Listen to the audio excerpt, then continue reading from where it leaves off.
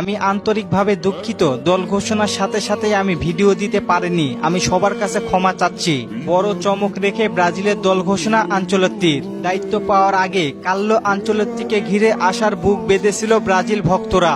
আনুষ্ঠানিকভাবে সোমবারে 26শে মে ব্রাজিলের নতুন কোচ হিসেবে দায়িত্ব নেন আনচেলত্তি এবং তাকে পরিচয় করে দেওয়া হয় সবার সঙ্গে। এরপরে বিশ্বকাপ বাছাই পর্বে আসন্ন 2টি ম্যাচকে সামনে রেখে ব্রাজিলের 26 সদস্যের স্কোয়াড ঘোষণা করেন তিনি।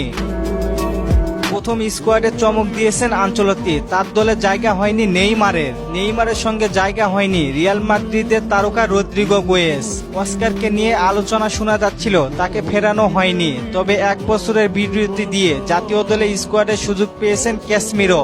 অভিজ্ঞতার সঙ্গে তরুণদের প্রাধান্য দিয়েছেন আনচেলত্তি। দ্বিতীয় গোলকিপার হিসেবে হুগো সুজা অন্যতম বড় চমক ব্রাজিলের স্কোয়াডে।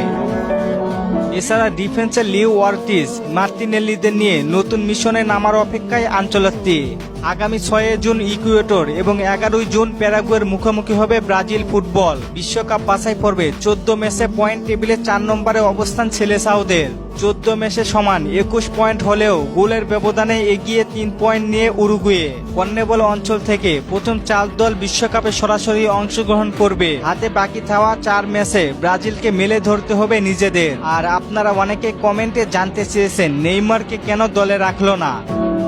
এই প্রসঙ্গে আনচেলত্তি বলেন, গতকাল সকালে তিনি নেইমারের সঙ্গে কথা বলেছেন এবং বুঝিয়ে বলেছেন যে ইনজুরি থেকে মাত্র ফিরে আসায় এবার তাকে দলে রাখা হয়নি। তবে নেইমারের যখন সম্পূর্ণ ফিট হয়ে উঠবে তখন অবশ্যই তাকে দলের অংশ হিসেবে বিবেচনা করা হবে। কার্লো আনচেলত্তি জানান, নেইমার এই সিদ্ধান্তে পজিটিভ নিয়েছে।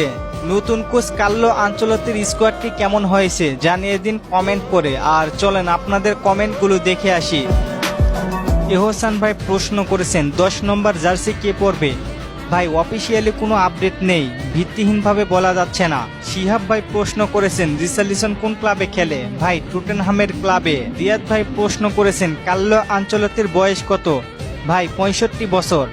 ধন্যবাদ সবাইকে কমেন্ট করার জন্য। আর ফুটবলকে নিয়ে নতুন কোনো প্রশ্ন থাকলে করতে পারেন, পরবর্তী ভিডিওতে রিপ্লাই করব।